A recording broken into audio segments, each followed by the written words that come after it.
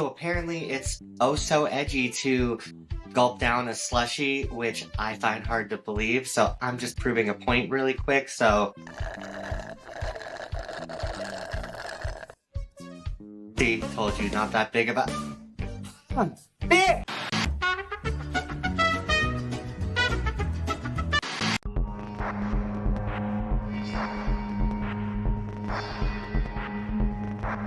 So now that I'm back and I've survived the brain freeze from hell, hi, I'm Justice, and welcome back to the channel. And today we're going to be covering the entire Heathers franchise. Now, Heathers is a dark comedy that started off in the 80s and is filled to the brim with teen angst. Hence me discovering it even when I was in high school. Of course, I resonated with it as an overly emotional teenager. Already a hot take. I don't really have many negatives to say about any entry in this franchise. And for each installment, I feel like it's a perfect time capsule of the era that it came out. Each installment has some of the most quotable lines.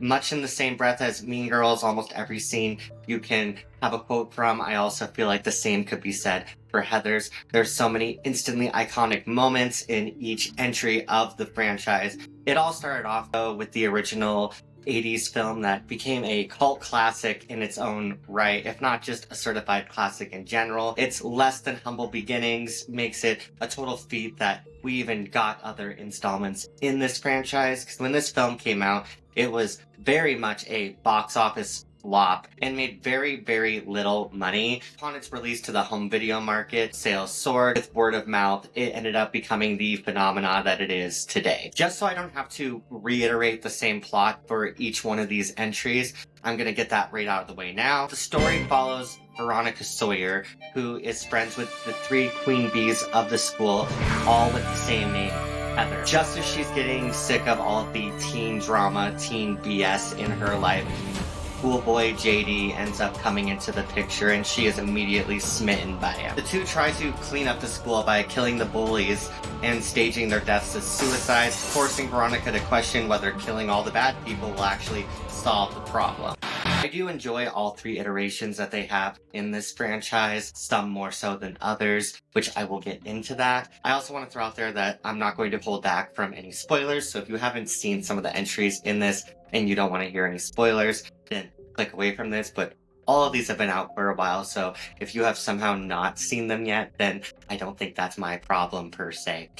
Anyways, with my little spiel out of the way, let's get on to the ranking. Now, coming in third place, and perhaps controversially coming in at third, would be Heathers the TV series. This was my introduction to the entire franchise. Like I said earlier in the video, I was in high school and I had a friend that was obsessed with musicals, and she took me on a drive in her car, made me listen to the soundtrack with her, and then filled me into all the plot that you miss from in between the songs, and immediately I was hooked by the story. The comedy just pulled me right in, and it started an obsession that I've continued to have with these films and this production to this day. The musical adaptation doesn't really stray far from the plot of the film. It does change some key aspects. In fact, I think the biggest changes in it remain in Veronica Sawyer's hands, with her being more in control of the situation. For example, you have a scene in the musical where Veronica Sawyer is climbing through JD's window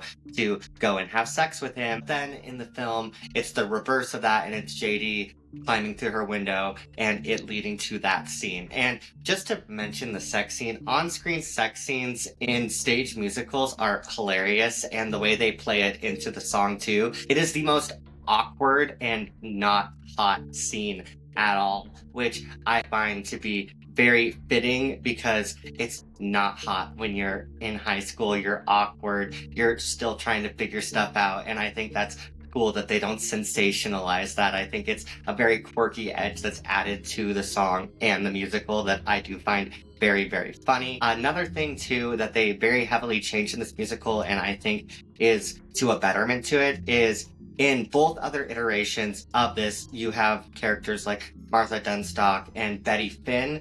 This version mashes those characters together for just Martha Dunstock. I think that's a way better pick because Betty Finn is essentially kind of a nothing character in both other iterations, And Martha is also very much the epitome of a side character. Converging those two characters' plots that they have in the original film, I think ends up being to the betterment of that character and makes them way more interesting and complex. And Martha is also one of the more heart-wrenching characters in this entire franchise when you see her spiral into depression as like everyone in the school is killing themselves, including her crush, and her not knowing what the hidden plot is. And then ultimately when she tries to take her own life and isn't successful, she is touted as yet another geek trying to imitate the popular people and failing miserably. The main theme in this musical is how when we're kids, we're all granted this kind of innocence to ourselves and that we don't per se have problems with each other. But then as we get older, people start to separate as differences become more prevalent with one another and society takes its clutches onto us. Very much the theme of it is going back to innocence, going back to that normalcy, fitting in and not judging each other in a world where you don't need to have Heathers or the Kurt and Rams or even the JDs and Veronicas, a world where we can all just get along and be happy. And that's a theme that ultimately ends up coming up in the 17 reprise. And it also leads into another theme of people also have the ability to change. If they were able to change into what they were in high school, they have the ability to change again. When they show Veronica after Kurt and Ram's death and she makes the observation that they were only 17, that they still had time to grow, but were never given the chance because her and JD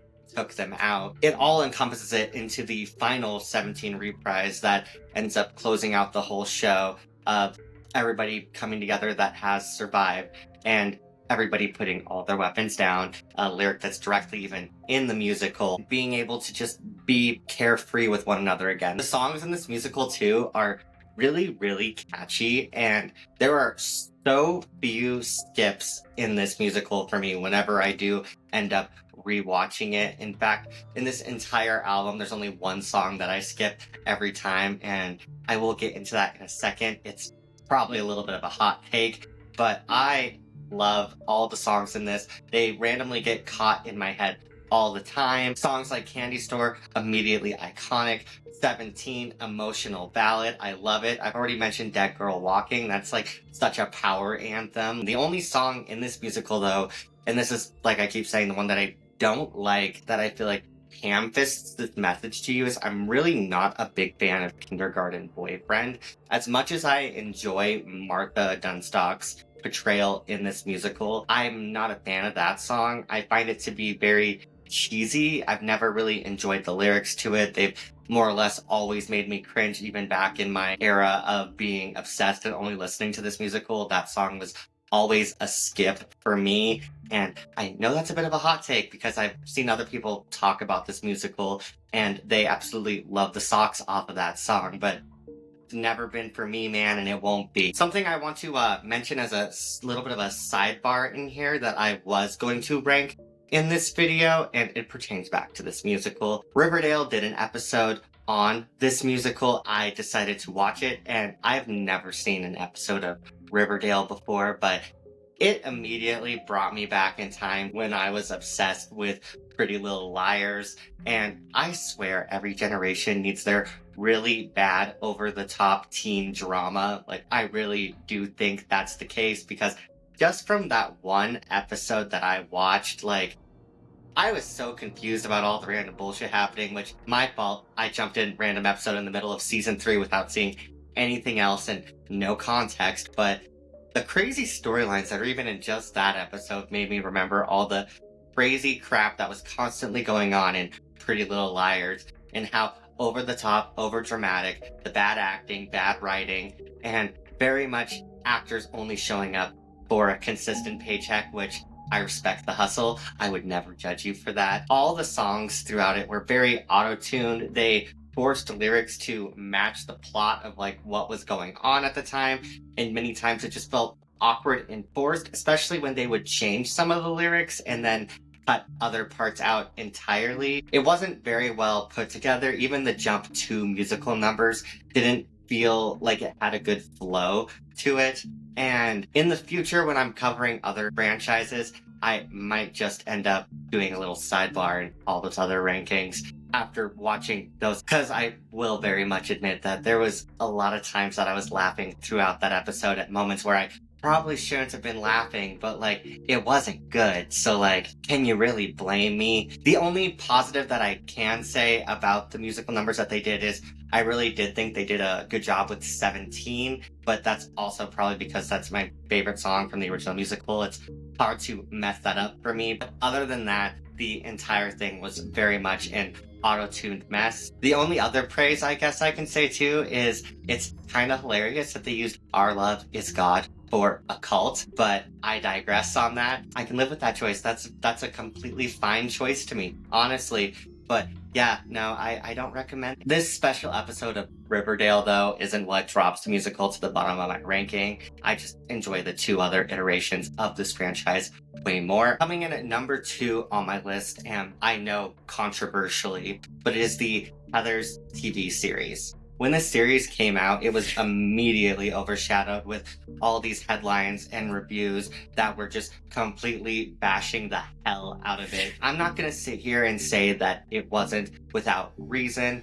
I do enjoy this installment. I mean, obviously it's second on my list, so obviously I like it. I can see why it was very hard to be put onto any streaming platforms, to be shown on cable TV. Especially with the fact that they discuss school shootings very heavily in this, and they satirize it to try to make it an easier pill to swallow, but at times I don't think it makes it an easier pill to swallow. It makes it a little edgy for edge's sake. So I can understand like why that would make people uncomfortable and why networks treated this like it was toxic waste and didn't know what to do with it and even tried scrapping it. It even came to the point that when Paramount finally pushed this project out, they edited out scenes and they didn't even show the final episode because they were uncomfortable showing JD actually blow up the school, which I find to be disheartening because even now, if you go onto Amazon Prime and you buy the whole season, you still can't get that final episode. So you have to go illegally watch it. Like there's really no other way to do it. At least to me, I find that to be very disappointing because this series is set up like a mini series. You can watch this season and not have to worry about like any cliffhanger or anything like that because it just covers this modernized take of Heathers. One critique that a lot of people had about this is them changing the Heathers in this. Instead of them being these Barbie doll types that are perfect, they are 3 different minority characters. You have the plus-sized Heather Chandler, you have Heather Duke, who is this genderqueer queen, and then you have Heather McNamara, who is this biracial lesbian. I actually enjoy this different take. I also very much enjoyed all 3 actors that portrayed the Heathers. I thought they did a very good job. I thought Heather McNamara's performance and character arc was very heartbreaking. She is always a character in each installment that has this like very sad subplot. And this one, I feel like it's that, but like on steroids, because every single time I watch it, I get so frustrated and wish that she had a different turnabout for her because she is easily one of the most kindest characters in this entire series. And then you have Heather Duke, the genderqueer icon I was just talking about, who is absolutely hilarious. I love all of her one-liners. She is so freaking funny. Tell your mom to spit out the devil's jizz before you tongue kiss her in hell. And Heather Chandler is like a force to be reckoned with throughout the entire series. And I love the twist too that Heather Chandler doesn't die in this iteration and uses the fake suicide for clout to make her more popular in the school. Throughout this entire series though, that is what you see a lot of, is all these characters that we've known and loved over the years but becoming different versions of themselves. You even have the character like Kurt, who is actually gay in this installment and not just perceived as gay by everyone after JD and Veronica write the suicide note. I actually enjoyed that. I found his character to be very sweet, and as a gay dude, like, I love to see representation, especially when like I like the representation. I do find him to be this like very sweet, lovable oaf throughout it, and I love how he follows around Heather Duke like this little lost golden retriever, but also dude, like, you could do so much better. Like, Heather Duke's kind of a bitch. What makes this series have some drawbacks for me, though, is with some of these character changes, sometimes it feels like they throw that stuff to the wayside. You have the return of Betty Finn, who I like her involvement in the series, and she even ends up becoming like a very prevalent side character for like the first 5 or 6 episodes, but then she gets sent away to military school only to pop back up in the final episode, and she literally only came to serve nothing. You see her storm into the school ready to whoop JD's ass, but like it doesn't go anywhere because she gets cornered by Heather Chandler and immediately is like, oh my god, like, you like my new look? Like, oh my god, Heather, okay, I'll hang out with you. Of course, girl. Like, I got you. But, like, it doesn't go anywhere. It felt very pointless that she even got sent to military school because it ultimately leads to nothing. And like I said, she serves nothing. So even though I like her character, I want more from her, and I always get frustrated about what she was given. Speaking of that final episode, though, and that ending, I love the way it turns about. They actually used the scrapped ending that was supposed to be for the original film, with JD actually being successful in blowing school up. It's a very dark ending, and I feel like all of our villainous characters in this get their just desserts. A theme that's between all of them is how they don't want to be nothing and forgotten. You have Heather Chandler, who knows that everybody at Westerberg is going to think about her and fear her for the rest of their lives, and she's always going to be a thought in the back of their head, no matter what they become. But then when everybody in Westerberg dies in the explosion and she's the only one left, nobody cares about her anymore. They care about Veronica Sawyer, who blew up the school. But on the flip side of that too, in this iteration, Veronica is an inarguable villain and is even darker than JD at many, many points in this series. When her and JD ultimately die in said explosion, they are cursed with this afterlife where they are inside this school and all their classmates that they killed are at this like eternal heavenly prom, and none of their classmates can see them. On top of that too, JD and Veronica can hear each other calling out for one another, but they can't find each other or see each other as well before they end up getting locked out of the heavenly prom, and they are forced to be alone and be nothing.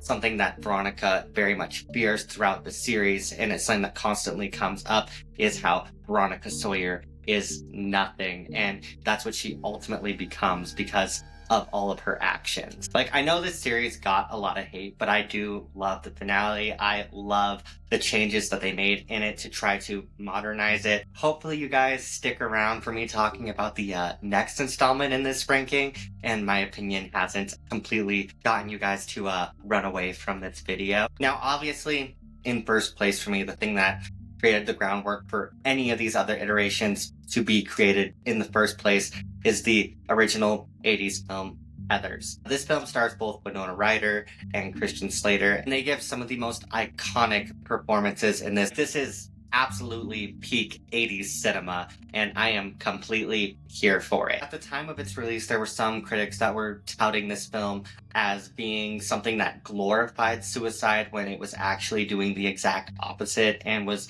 criticizing how society treats suicide, or even how society treats teenage depression.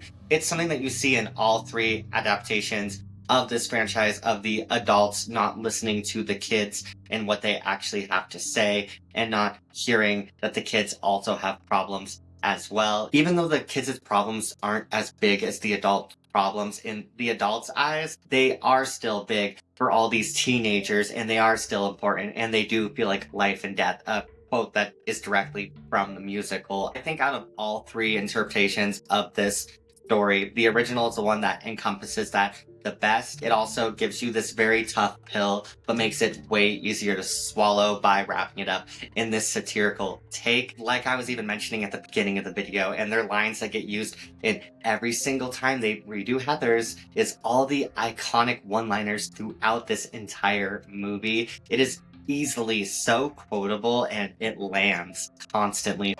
Fuck me gently with the chainsaw. Do I look like Mother Teresa? I want to take a little bit of a sidebar for myself, because at one point I was this stupid little teenage bitch. As I was saying, I discovered this entire franchise when I was in high school, and For some reason, I had the cojones to try to rank this in second place because of the gay jokes that were done with Kurt and Ram. I made a blog post, if any of you guys remember Amino, and I put this film in second, like I said. I don't know how I had the balls to do that, but because of that plotline with Kurt and Ram and the way they handled gays in it, for some reason I couldn't see the satire back then to it, and I immediately criticized it as being low-key homophobic. I obviously did not see the nuance in it at all, and I want to take a second to crap on myself for that, because I really think I thought I was doing something when I was writing that original blog post. A direct quote from me about it even was, "What makes it second best on the list, though, is that there is some humor for me that hasn't aged the best involving LGBT representation. And though I still enjoy the film, it does detract from it for me."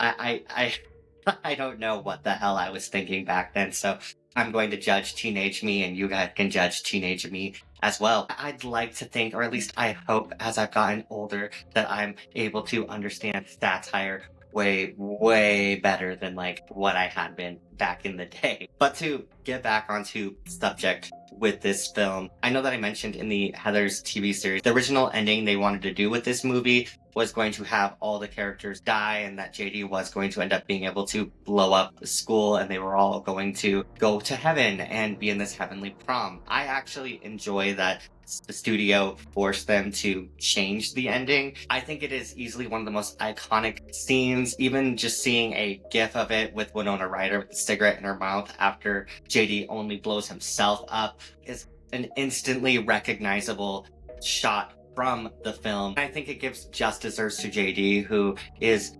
arguably a very awful person. Even though you can empathize with him and his own mental health struggles, he's not a good guy. He's done some pretty bad things, and Veronica wants to be off that path with him and get away from that whole bad boy BS and go back to the real world, away from his craziness of killing people and away from all the cliquey drama of the Heathers, and just live life and not care. And I think that message is portrayed the best here in this installment. Anyways, that about wraps up this ranking. You guys should let me know what you think of this entire franchise. Give me your ranking down below, even though I can already guess that most people's rankings are nowhere near the same as mine. That's completely okay. Like I have said before in other videos, I'm not going to sugarcoat my opinions for you guys and like make stuff up here. I'm gonna be as legit as I can be with you guys. But you really should let me know what you think of each installment. I'm even considering doing a future video in my Behind the Horror series covering all the controversy in the Heathers TV series, because I remember all that stuff rolling out and reading all the articles when that was struggling to even be released. If you guys would be interested to see that video and me delving into all of the problems that show had being created and released and the ultimate failure that it ended up being, then you should let me know if you would want to watch that down in the comments below. If you guys have any other ideas for future videos you want me to cover, you should let me know that too. Like, I'm all ears. And I know that Heathers is not per se a horror franchise. I am very much bending my own rules, but it's a dark comedy. There are some really good kills in these movies, so that's my excuse right there. Especially the TV show, there is some really fun kills there. I'm going to very much die on a hill that like I was okay to cover it on this channel. If you guys liked the video, I would love if you give it a like. And if you guys want more content just like this in the future, then click that subscribe button. I would love to have you guys around. Now that my whole spiel has been thrown out of the way, this has been Justice, and I hope to see you guys on the next one. Take care.